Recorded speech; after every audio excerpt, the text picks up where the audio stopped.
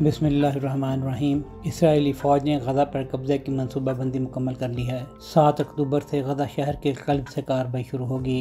اسرائیلی فوج کے سربراہ ایال زمیر نے اتوار کے روز ہونے والے ایک اجلاس میں اس منصوبے کی منظوری دی ہے، جسے وزیر دفاع اسرائیل قاتل کے سامنے پیش کیا جائے گا، جبکہ اسرائیلی فوج نے غزہ شہر اور گردنواح میں پناہ لیے ہوئے فلسطینیوں کے جبری انخلاء کے احکامات جاری کر دیے ہیں۔ منصوبے کے مطابق قبضے کی کارروائی مجموعی طور پر 4 حصوں پر مشتمل ہوگی۔ کارروائی ان حصوں پر مرکوز ہوگی جو بھی مکمل طور پر تباہ نہیں ہوئے، جو تقریباً 25% علاقے پر مشتمل ہیں۔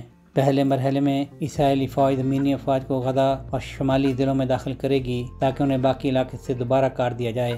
اس کے بعد مختلف سمتوں سے زمینی جرگار کی جائے گی۔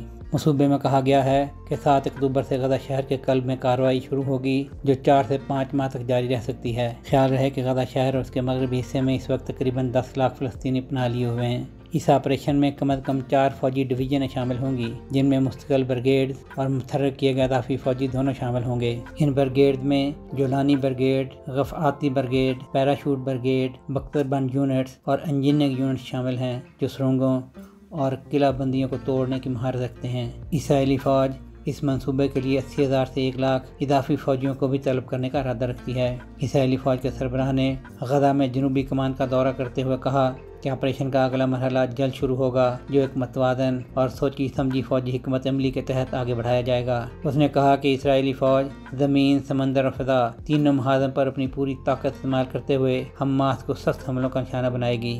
ادھر اقوام متحدہ کے مطابق غزہ کے 86% سے زیادہ علاقے پر یا تو اسرائیلی فوج کا کنٹرول ہے یا وہاں جبری انخلاء کے احکامات جاری ہو چکے ہیں، جبکہ تاحال آزاد علاقہ ایک ساحلی پٹی پر مشتمل ہے جو شمال میں غزہ شہر سے لے کر جنوب میں خان یونس تک پھیلا ہوا ہے، اور یہاں غزہ کے لاکھوں بے گھر شہری خیموں، عارضی پناہ گاہوں اور چھوٹی رہائشی جگہوں پر مقیم ہیں۔ سہیل شہریار، پاک ترک نیوز۔